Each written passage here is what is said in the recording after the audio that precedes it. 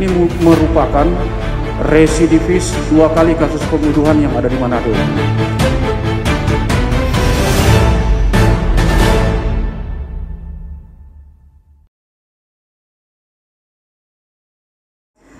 Di sini kita akan melakukan press release.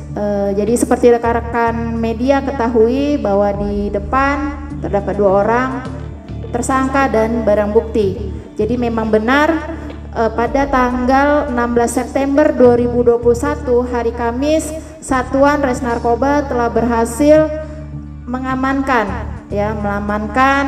2 orang yang diduga memiliki menyimpan maupun menguasai narkotika golongan 1 jenis sabu. Ya, adapun kronologisnya yaitu sekitar pukul 15.00 WITA, Kanit 2 Res Narkoba Polres Melinut mendapatkan informasi mengenai adanya kepemilikan narkotika golongan 1 jenis sabu. Kemudian berdasarkan informasi tersebut, tim yang dipimpin oleh Kasat Res Narkoba langsung melakukan penyelidikan, berdasarkan informasi tersebut. Kemudian tidak lama sekitar pukul 17.00 WITA, tim yang dipimpin oleh Kasat Res Narkoba berhasil mengamankan seorang pria FRT dengan inisial FRT umur 44 tahun dan melakukan pemeriksaan penggeledahan, lalu ditemukanlah 1 paket sabu, 1 paket sabu dengan berat sekitar 0,37 gram, 0,37 gram. Kemudian tim di sini juga melakukan pemeriksaan terhadap lelaki yang atas nama berinisial FRT tersebut, mendapatkan informasi bahwa barang tersebut berasal dari lelaki yang berada di Manado. Kemudian berdasarkan keterangan tersebut juga, tim yang dipimpin oleh Kasat Narkoba langsung bergerak menuju Manado dan melakukan pengembangan.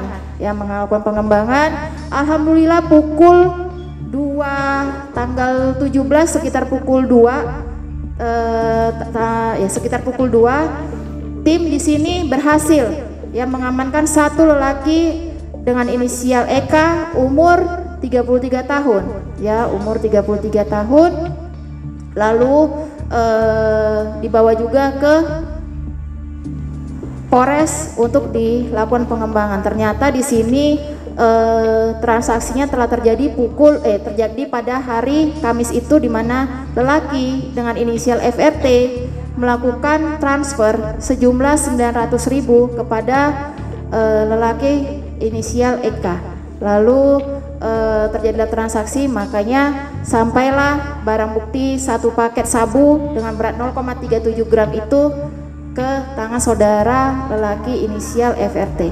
Di sini kita juga BB-nya yang telah disita 1 buah paket kecil narkoba jenis sabu, 1 buah paket jeans, 1 buah pipet kaca, handphone Redmi warna biru, dan 1 buah pipet kaca. Mungkin rekan-rekan bisa lihat di meja depan.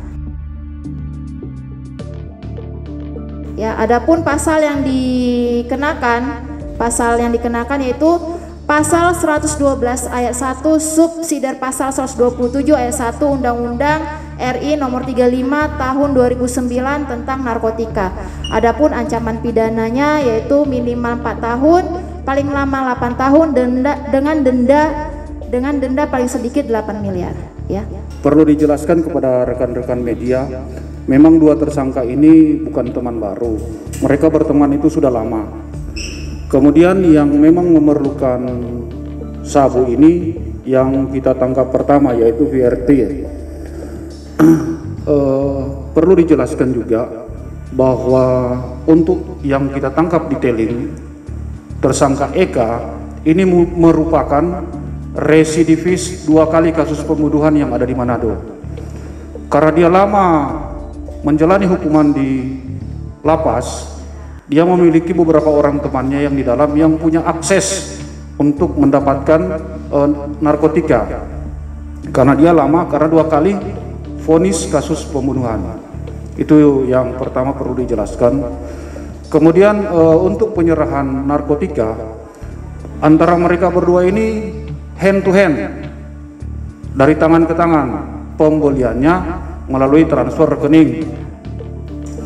Dari VRT mengirimkan uang kepada Eka, namun rekening yang digunakan diteruskan ke seseorang atau kepada Mr. X yang ada di lapas. Nah, untuk Mr. X ini tentunya kita perlu pendalaman yang lebih jauh, karena rekening-rekening yang digunakan bukan rekening-rekening pribadi, tapi banyak rekening orang lain, ada rekening fiktif, sehingga kita tidak langsung percaya bahwa bandarnya atau operatornya itu ada dalam lapas. Karena berdasarkan pengalaman kami, kalau seseorang itu ditangkap, dia menyampaikan, oh Pak, barang itu dari si A, tapi sebenarnya dari si B. Nah, nanti apabila kita sudah dapat fakta-fakta hukum bahwa itu dari si A, barulah kita akan melakukan penindakan lebih lanjut. Demikian. Sementara untuk yang kita tangkap pertama, VRT ini memang dia juga tinggal di Manado. Oh, tapi dia bekerja di wilayah Minut, yaitu di perusahaan yang ada di Kauditan sebagai seorang swasta. Dan langkah-langkah yang telah kita lakukan diantaranya, kita sudah mengirimkan permintaan untuk dilakukan asesmen ke Badan Narkotika Provinsi Sulut, dikarenakan dari hasil pemeriksaan urin terdapat urin positif dan juga terdapat alat sebagai penggunaan narkotika berupa pipet kaca. Terima kasih.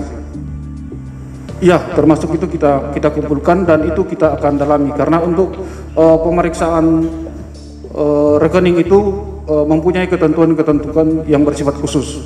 Nah, itu perlu kita dalami lebih jauh. Ada berapa rekening palsu, Pak? Untuk saat ini baru satu yang kita duga.